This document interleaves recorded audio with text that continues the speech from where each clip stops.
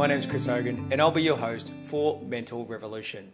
Today I had a very engaging conversation with Chris J. Mowhawk Reed, who is the only NASDAQ listed CEO with a Mowhawk and author of international best-selling book LinkedIn Mastery for Entrepreneurs. Chris runs Black Marketing, a global company headquartered in Singapore. Chris and I obviously have many things in common given we both live and breathe marketing, but what I found most interesting is Chris's focus on LinkedIn. LinkedIn now has over 500 million professionals globally, and today Chris and I discussed how Black Marketing focuses purely on improving the personal brands of CEOs and business leaders via strategic content marketing and relationship building techniques.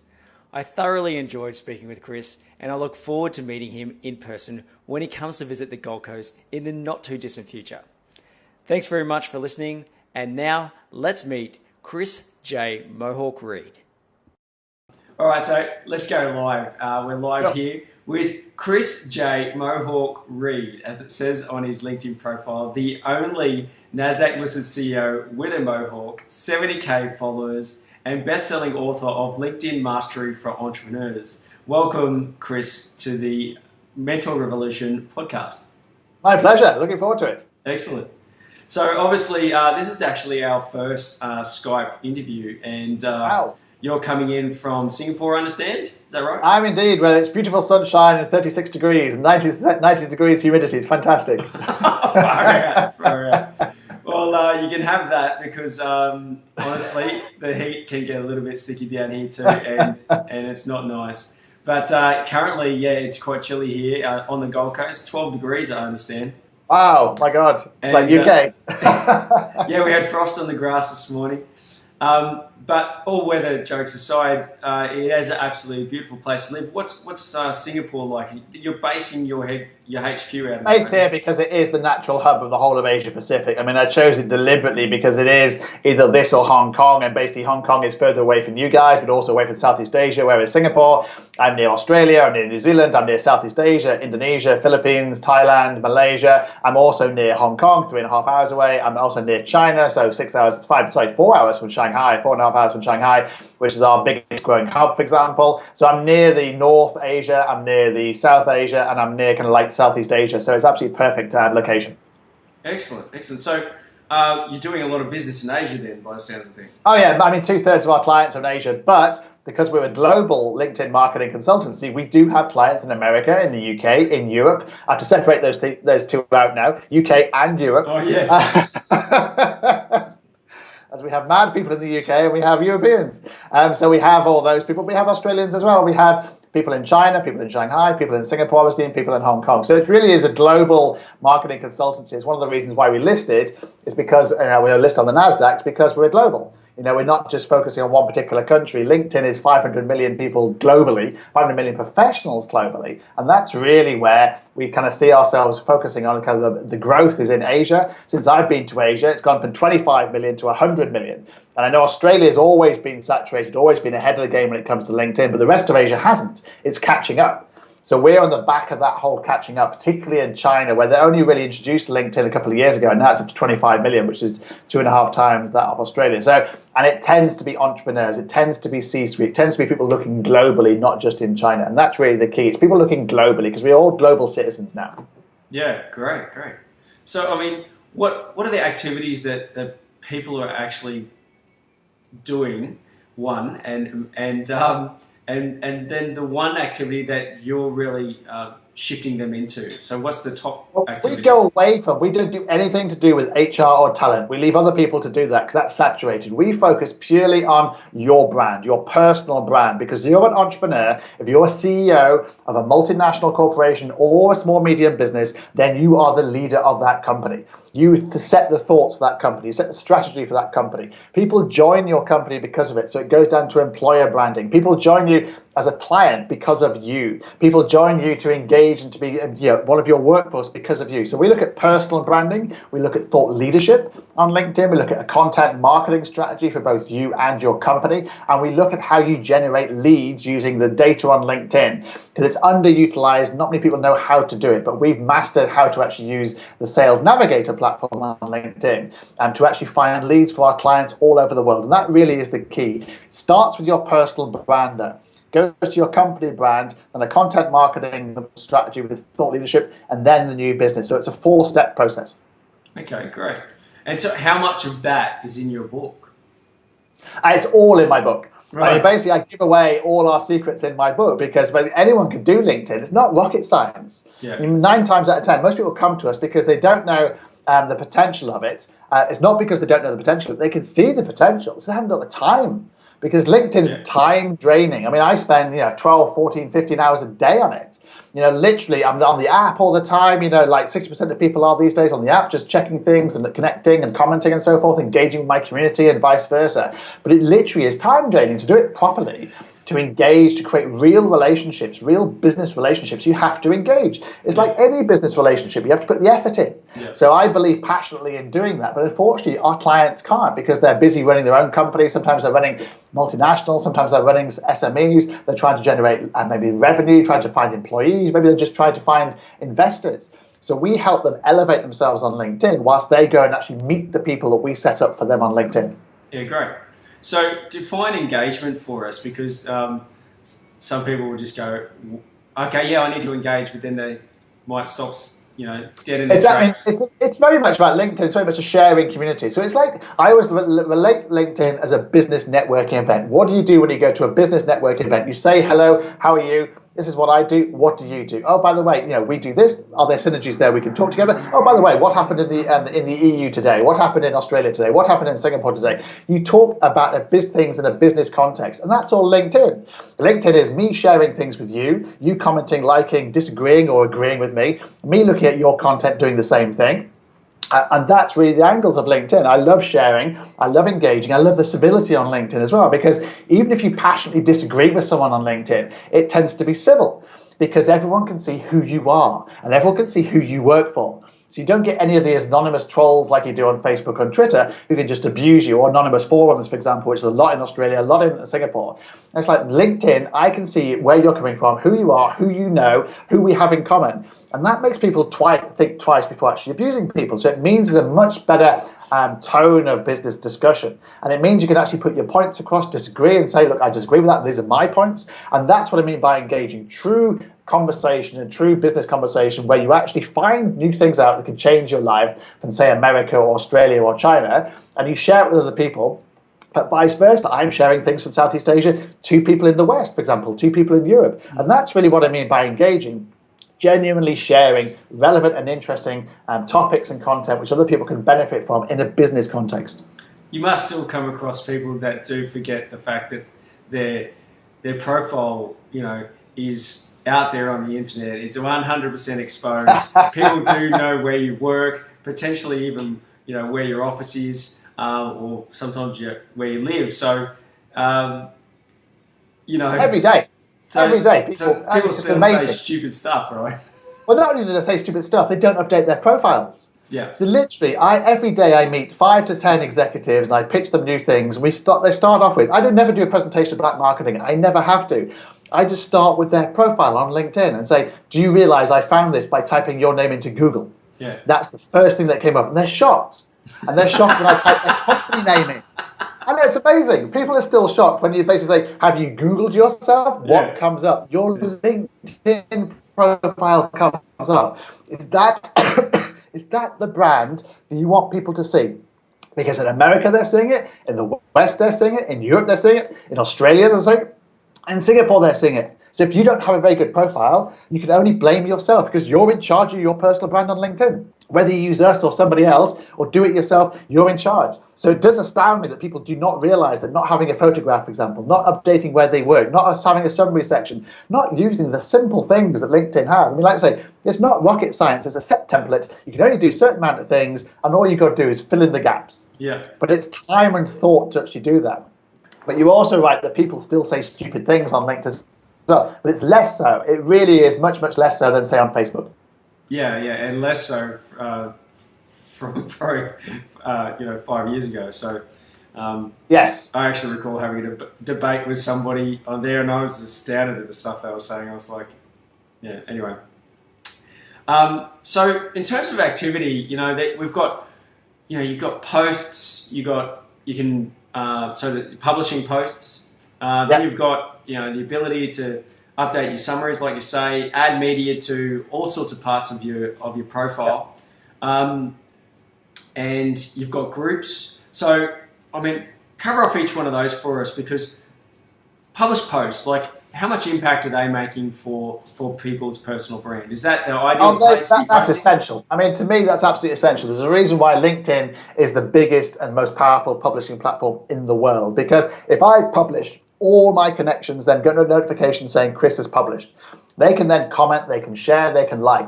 I then share that, which is original content, normally my thoughts about what's going on in the world, in business, for example. I then share that in relevant groups.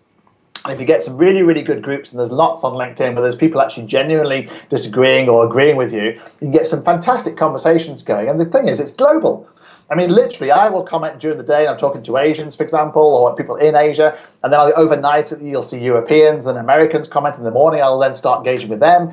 And you have this kind of global community talking global issues.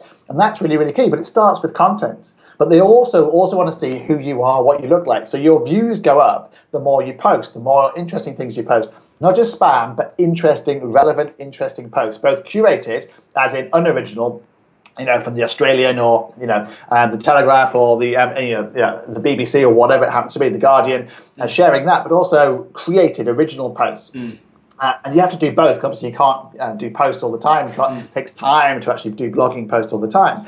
But by doing both, you elevate your brand. People become interested in you, and then they look at your profile, see what business you have. They then think about potentially doing business with you, think about recommending you to other people. And that's really the key, is that you have to get your profile right. So you have to get your headline right. What does your headline say? So, I use the word, the Mowhawk thing, for a very good reason. There are no other CEOs on NASDAQ with a Mowhawk. That's a simple brand positioning. I could walk down anywhere in Singapore or Shanghai or in Hong Kong, and people know who I am. I get people come up to me all the time in airport lounges and malls, for example, in Shanghai and Singapore and Hong Kong, saying, "Oh, you're the Mowhawk guy from LinkedIn. Oh, you're Mr. LinkedIn. Oh, yeah, I've seen you on LinkedIn with a Mohawk." And it works. It's personal branding. Yeah. But I've elevated that and said, well, we do that for you. It doesn't have to be a Mohawk, can be something else. We take individual aspects of your character from a business perspective and actually elevate it so you get stand out. Because how else do you stand out amongst 500 million professionals on LinkedIn? Yeah. And it really is that side of things that people have to consider, their personal brand, their thought leadership. But content is so important, because if you don't have any content, you're not engaging. And that's really key, getting the content strategy right. So what would you say about resharing content? So first, you've said it needs to be original content on LinkedIn, but a lot of people are blogging on their own blogs, their websites, creating content on YouTube and resharing it. So what would you say about that type of content? Should it be 100% original for LinkedIn only, or? Well, there's one fundamental reason as to why that you should be doing that. It's because on your website, you cannot see who has actually viewed the profile or liked or viewed your blog or liked it or commented. Because if I go on there, I'd have to register. I like it, you don't know who I am. On LinkedIn, I can tell exactly who has liked, commented, and shared all my content. I can then follow up with them and say thank you. I can then engage with them. They become my amplifiers. They will then amplify my other content when I connect with them or follow them. I then want to see their content because they're live and active on LinkedIn too. They also potentially become a client. That's completely different than in your website, because on LinkedIn, you register who you are and you register your company so I can see exactly who you are. On your website, you don't. And you never would do, because no one would fill it in. Whereas on LinkedIn, you've already filled it in, so it's really, really easy then to just engage with somebody because they've already got the data there. And that's the fundamental difference. By all means, you can share and you can get people to like and so forth, but the only way to truly see who views your profile and who views your blogs is by publishing on your profile on LinkedIn. And that to me is the key, because that's the key of social selling. Because if I comment on your blog, you can see who I am. I've made the first move in terms of an engagement, in terms of a relationship with you. You can then engage with me, knowing full well it's a soft sell, because I've already made the first move. And that's really the key on LinkedIn. How do you get someone else to react first before you approach them? Yeah, absolutely. So in terms of having conversations with people, let's cover off that a little bit. So we received a comment from somebody and said, "Hey, great piece of content." I'm sure you've received those messages that said, "Oh, look out, there's an opportunity. Boom, here's my sales letter." Straight in the inbox. Obviously we want to build the relationship. So where would you take it from there? Just for example, I post a bit of content, you say you like it, and look out, looks like you'd be an ideal client for us. What would be your next step?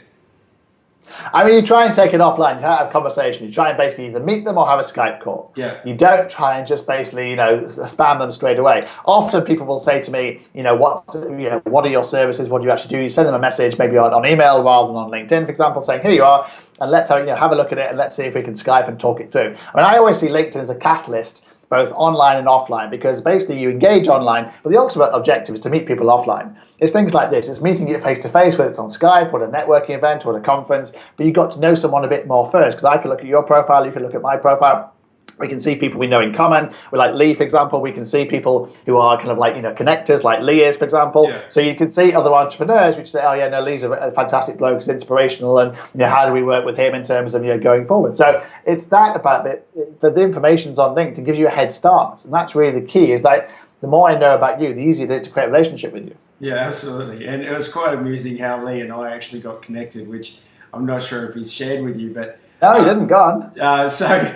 So essentially, he was introduced to my profile, my LinkedIn profile, due to the Mental Revolution stuff we're doing, and he contacts me, and I just so happened to have probably had 10 inbox requests that week for coffees. And and to be honest, and I'd just been speaking to a client a day before, and who I'd asked out for lunch, and he said, I have a no lunch policy, and I thought that was quite amusing, and I went, well, I've been barraged enough this week, and one more wasn't going to help me. So I actually said to him, he said, "Excuse the cold introduction. I'm interested in your Mental Revolution stuff."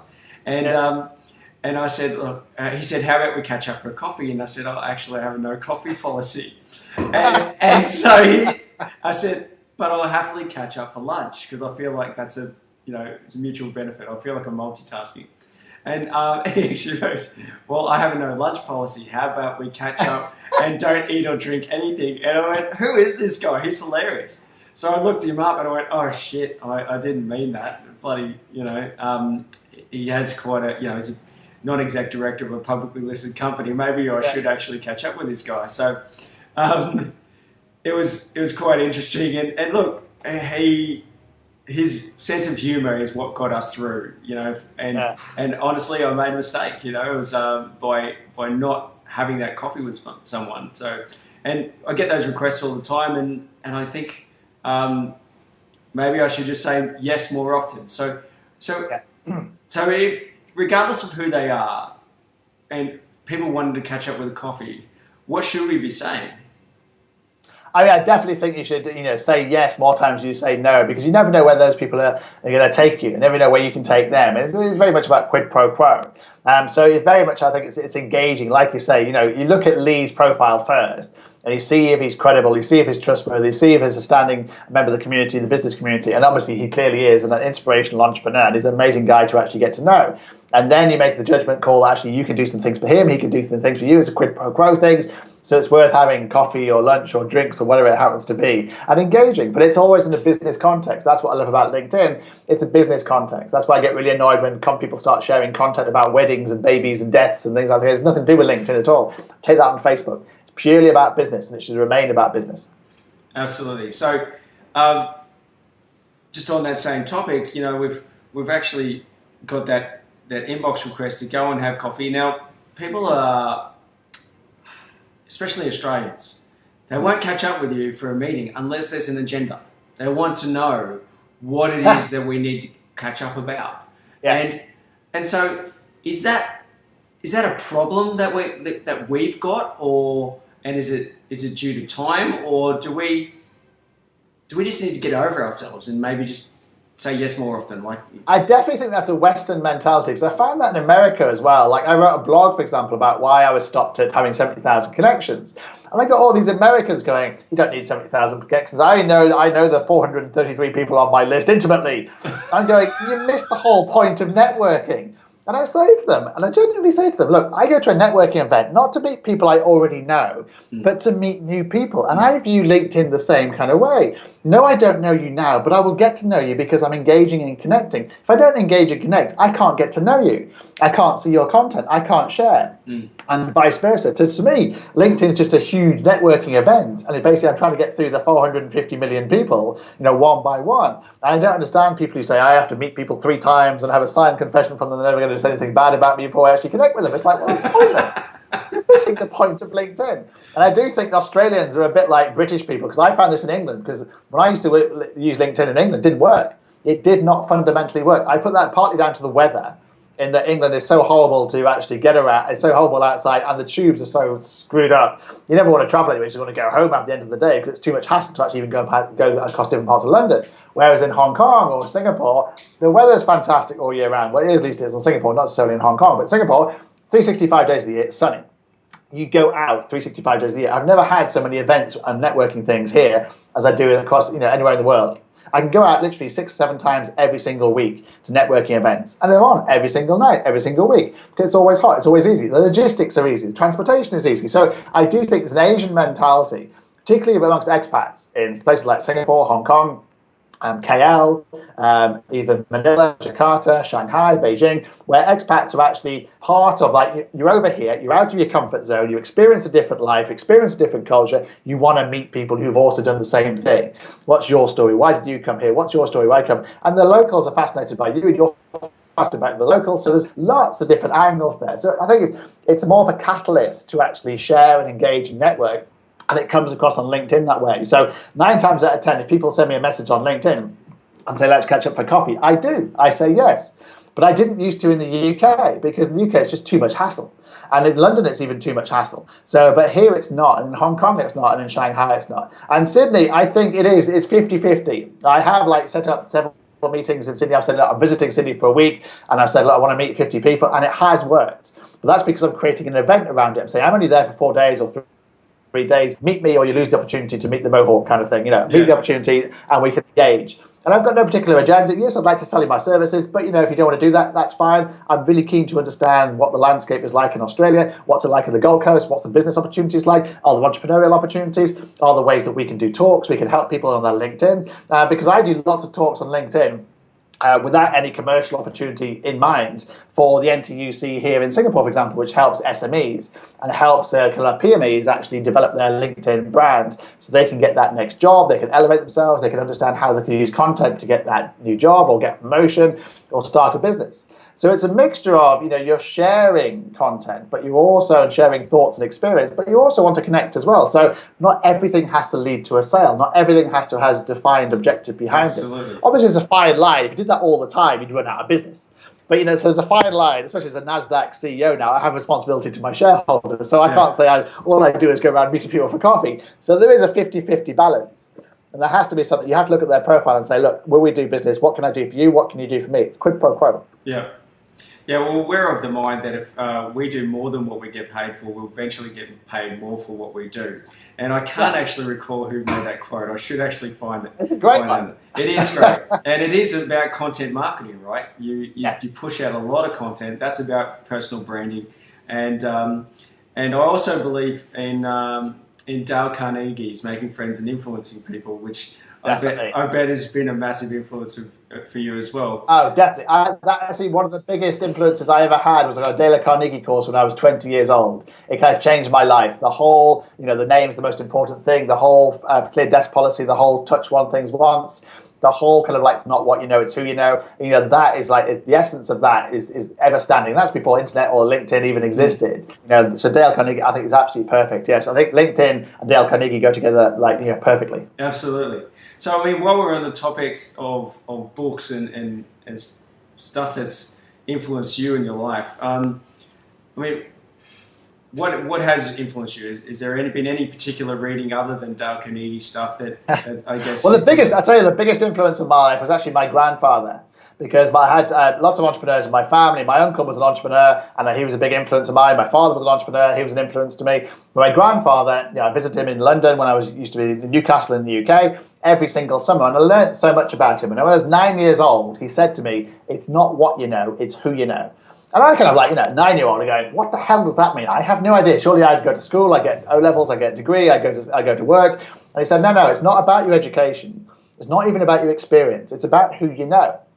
And it's very much about, relationships. And it wasn't until I started having relationships, obviously in the business context, and actually learning about how people actually can follow you throughout your life and how you can follow them and influence them and vice versa, that I really understood it. And even when I started my own business in the UK, for example, interestingly, it always resonated in my own mind that all the people I worked for in my first 10 years of experience all became clients of my new business because I'd kept in touch with them. And even though I'd been fired by 2 of them, I'd made amends, I'd gone back to them, I'd apologized. Like I say, look, I was wrong, I was a hothead then, I did this or whatever, I got too big for my boots or so forth. And I actually said, we created a relationship, even though we'd fallen out or the rest of it, because we actually said, look, actually, there was nothing there at all, this is business. And actually, they became my client. And that's really kind of, you can take someone from, effectively being fired, suing them, winning, and then take them back to, a couple of years later to being a client. I think that's the true thing of who you know, not what you know. That's the power of relationships. And that's all about LinkedIn. So when I came to Asia and I saw the power of LinkedIn, I didn't know anybody here. I knew 0 people here.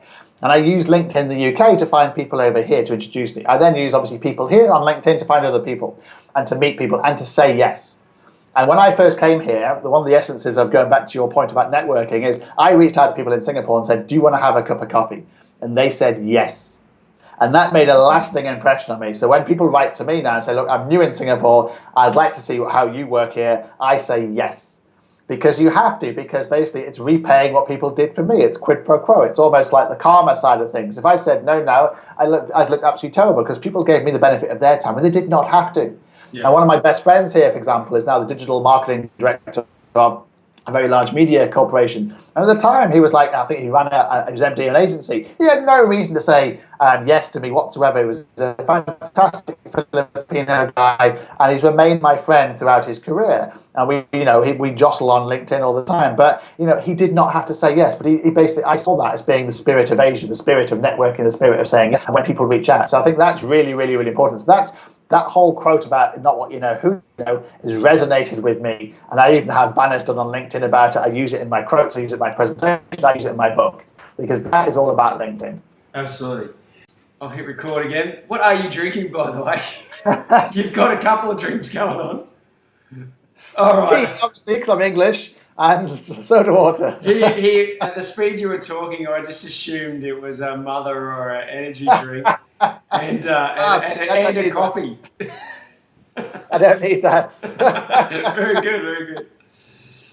So we were saying just before, what was life like before black marketing, and I just wouldn't mind covering off that a little bit again. So you landed in Singapore 7 years ago. Yes. 7 years ago, and you got a job doing what?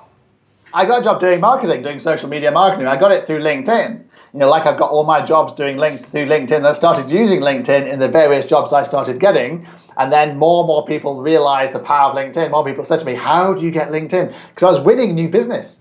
I kept on winning clients in Shanghai and Japan and Australia and New Zealand and KL, Jakarta. People go, wow, how did you do that? Saying, well, it's LinkedIn. I just contacted them on LinkedIn and say, hey, do you want to have a chat? And they said yes. And we met, we did a deal, and that was it. And they thought, wow, is that easy? And it's like, that's where it all took off from. People kept on coming to me then and saying, please do my LinkedIn profile. Please help me with my LinkedIn strategy. Please do our LinkedIn training. And that's where, because I was an entrepreneur, I'm always looking for that next entrepreneurial angle. A bit like Lee's always looking for that kind of next angle. So I was an entrepreneur in the UK, and I did a very tough thing called partnership marketing, which is extraordinarily difficult because you have to get 2 people to agree. And people always disagree because they want their logo as big as the other person's logo. So it's quite like, okay, well, forget about this, because it's a bit like trying to solve the Middle East peace process like 10 times a week. It's just not going to happen. And you didn't get paid enough because they would go, well, I'm Coca-Cola. Surely Nike should be paying. And Nike would go, no, we're Nike. Coca-Cola should be paying. It's like, oh, God, go and do it yourself. And so LinkedIn's much easier because basically we know the expertise, we're the experience. I know what works because I've actually done it myself. I still use LinkedIn now to generate leads because I now generate more leads on LinkedIn than we do any other medium. So people say to me, does it really work? Does it really work? I've built an entire NASDAQ listed business based on it working. Excellent. And we still win business through it. And that's the key, is that basically we are practicing what we preach. I'm not basically calling you up and trying to sell you something. And I laugh when people mail me or call me and said, do you want to use our call center to generate leads? And I say, do you know what we do? Do you actually know what we do? We do LinkedIn marketing. If I call somebody up and said to them, do you want to become a client? They would say to me, why would I become a client of yours when you've just said to me, by calling me, LinkedIn doesn't work? So I passionately believe in practicing what I preach, which is why we generate leads through LinkedIn. Excellent, excellent. So where to from there? I mean, you're operating in 12 different countries at the moment. Is that? It's global, really. It's not even 12 countries anymore. Now we're on NASDAQ. It's very much global. You know, even when I was in Stockholm, where we listed on the NASDAQ there, it's basically I had like 35 meetings lined up from 7 o'clock in the morning till 10 o'clock at night, because people were intrigued about LinkedIn. They use LinkedIn, but not properly. And they're amazed about how we actually work. So it's very much a global operation. You know, we just focus on the country and we basically focus on it and say, do you want to have a chat about LinkedIn? And we get like 10, 15, 20 replies. Because people are fascinated about how you use LinkedIn. And that's really the key, is that everyone can access it, whether you're here in America, in Brazil, in Shanghai, in Sweden, in London, wherever it happens to be, we're all on the same platform. And it's an English-speaking network as well. And although you can change it to different languages, basically it's an English-speaking network. So it really does benefit a global business language and a global business sense of wanting to do business with each other. And that's really the keys. I think we're just scraping the surface, particularly in Asia. Because once Asia really gets going in terms of more higher internet connection, for example, in places like Vietnam and Cambodia and Sri Lanka and India and Taiwan and Japan start cottoning onto it, and Korea starts cottoning onto it a bit more, and China starts very much speeding up their internet as well, because that's the big thing that stops them in Shanghai and Beijing. That's the potential. They've grown to 22 million people, which people don't think is a lot, but actually it's obviously all tends to be CEOs and expats and executives who want to look outside China, and that's the key. Is the potential here is phenomenal, because it should grow to 200, 300, 400 million, especially now it's now owned by Microsoft. Because Microsoft have actually put out there and said they've got 1 billion business customers, and LinkedIn have only got 500 million. So the combination of that is the biggest growth of Microsoft in Asia. The biggest growth for LinkedIn in Asia. Combination of that together should mean there's a great future for my business in Asia. Very good, very good. So you're going to keep your headquarters in Singapore? Oh, very much so. Yeah, I mean, there are so many benefits to being here, not just the weather and the civility of people and the lack of crime and so forth, but actually the logistics. And I wasn't, the reason why it is a regional hub is absolutely key. I can literally go to Perth in 3.5 hours. I can go to Hong Kong in 3.5 hours. I'm half an hour from KL. I'm an hour from Jakarta. I'm 2.5 hours from Manila. I'm 2.5 hours from Bangkok. I'm 6 hours from Tokyo. I'm 6 hours, 4 or 5 hours from Shanghai. So wherever you are in Asia, I can reach you within 5 or 6 hours, and the majority under 3 hours. And that's really the key. It's magical for being that. But also, because it's very much a business-friendly city, it's a business-friendly country. The government here are the most business-friendly you'll ever come across in the whole world. They try and help you. They aid you with money, with training the Singaporeans up. They treat people up with business courses. They treat people, and they actually get people to think about, what will you do in your life? Because there's no benefit system here like there is in Australia or the UK. You basically work, you pay into a central fund, which is basically yours to actually, buy a pension with, and you're in charge of your community. You're in charge of your future. So people have the option of retiring, but actually a lot of people don't, because they just keep on working, partly because it's a very expensive city, but also because you can here. And because, if you're an entrepreneur like me, why would you want to stop? You just meet interesting people all the time. Because there are always people coming and going in Singapore. It's a very transient country. I lose friends 2 or 3 times a month because they go back to the UK, or they go to Japan, or they go to Australia, or they go to China. That's just the nature of Singapore. But more people come in. So you meet new friends. And that's what I say about saying yes. Because you have to say yes here, because the population is changing on a constant basis. And that's the amazing thing. And the Singaporeans in general are kind of absolutely fantastic people to do business with, and the most friendly in the whole of the world as well. And it's the most easy place to get around in the world. So it's a fantastic location to reach anywhere in the world, particularly in Asia Pacific. Great, great. And is there any vision to come to the Gold Coast? What's your views on setting up an office here, for example, or basing some of your business from here? Well, it is the Silicon Valley of Australia, isn't it? So. Oh, don't say that word. No, Sweden was the Silicon Valley of Europe this year. When I went there, it was actually quite... We're independent. We're independent of any silicons, or any valleys. Yeah. It's a technology hub of Australia. For technology hub, definitely. An entrepreneurial hub as well. I mean, Lee's always raving about kind of like entrepreneurialism in Gold Coast. It does seem to stand out more than Melbourne and Sydney when it comes to being entrepreneurial.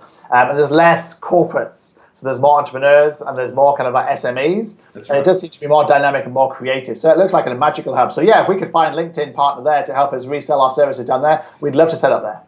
Excellent, excellent. Well, the message is out there. So given that people can't connect with you on LinkedIn. Send me messages. I'm an open link messenger, open link. So they can always send me messages on LinkedIn. So you don't have to use an in-mail. So anyone can send me a message. Anyone can follow me on LinkedIn. So please do contact me on LinkedIn. It's free. Okay, awesome. What's your number one message for people, with regards to creating connections and building their business on LinkedIn? I mean, it is basically, it isn't about not what you know, it's who you know. And say yes to people. Don't be frightened of connecting with people. Reach out to other people and then engage and genuinely engage. Don't just spam them, but genuinely engage with a proper conversation in a business context. And that's what I would say. Just treat it like you would treat a normal business networking event. Treat someone with respect. They will treat you with respect. Engage. If you can do business together, fantastic. If you can help them, fantastic. If you can't, don't worry about it. Look at the bigger picture of they may know people further down the line who can introduce you to you and vice versa. And that's what LinkedIn's all about. It's very much about who you know, not what you know. And I would say just get stuck into it, embrace it, be enthusiastic about it, be open-minded about it. And don't close your connections. Don't say, I have to know someone 3 times and have 4 handshakes with them before I actually connect with them. Actually just engage and say yes. Okay, great. And in terms of creating content, where should we be posting that content on LinkedIn? Where's the number one place that we should be putting it? Number one place is your own blog on your profile. So I can go publishing to your posts. And read your blogs. That's the number one place to be. Yes, publishing your own curated, your own original content. But also you should obviously be publishing and sharing legitimate content in various groups as well you want to influence. And think about the people you actually want to influence. The key with groups on LinkedIn is not to join groups that you like the sound of. Or you like because this is a nice group, I like the people in that group. It's actually think about, who can I do business with? Who potentially become my clients? What groups are they in? And how can I engage with them? And think about how you can post in that and target them with specific content. That's the key on LinkedIn, is actually just look more openly, more externally, not inwardly and internally. Excellent. Excellent. So obviously to all of our viewers and listeners out there on the podcast, we absolutely encourage you to follow Chris J. Mowhawk Reid on LinkedIn. Other than that, absolutely go to Amazon and purchase LinkedIn Mastery for Entrepreneurs. It's also available in Kindle. And have you done the audiobook version yet, Chris? I haven't done it yet, no. There's about 40,000 words, so no, I haven't done the audiobook just yet. I'd love to get someone very famous to actually do it, maybe like someone suave and sophisticated who would basically, completely opposite to me. Oh, come on. I absolutely love hearing the author's voice, and I think that's a big selling point. Maybe if I take a week off at Christmas time, I can do that. Excellent. They don't celebrate Christmas in Asia, so, I can't do that either. So. All right. Do you have any time for holidays then? Say again? Do you have any time for holidays? Do you take the... No, I actually don't. But I don't need to, because I feel like I travel so much. And I love it so much traveling. In the last 6 months, I've been all over Asia. And I go to Hong Kong on a regular basis, Shanghai on a regular basis, Beijing, Sydney in October, for example, Shanghai twice and coming up in September. I've just been to Jakarta, just been to Manila. I'm going to Bangkok in July. I'm going to Vietnam and Cambodia in July and August time. I don't need to have holidays because I get to all these places and go and talk and go and speak about LinkedIn. So I get to do my passion of traveling, meeting people, and talking about LinkedIn at the same time. It's fantastic. Excellent. Well, Chris, I actually haven't read your book, but I can't wait to do so. I just did a little talk on personal branding the other day, and obviously I refer them to Mental Revolution. So I hope the people that I did speak to the other day absolutely get to listen to this on Mental Revolution in the coming weeks. So thanks very much for your time, Chris, and I look forward to continuing the chat. Fantastic stuff. And share it with me so I can share it on LinkedIn. I want to share this podcast on LinkedIn. I'll do a special blog just for you. Absolutely. That'll be fantastic. I'll just stop that recording and thanks again, mate. Pleasure.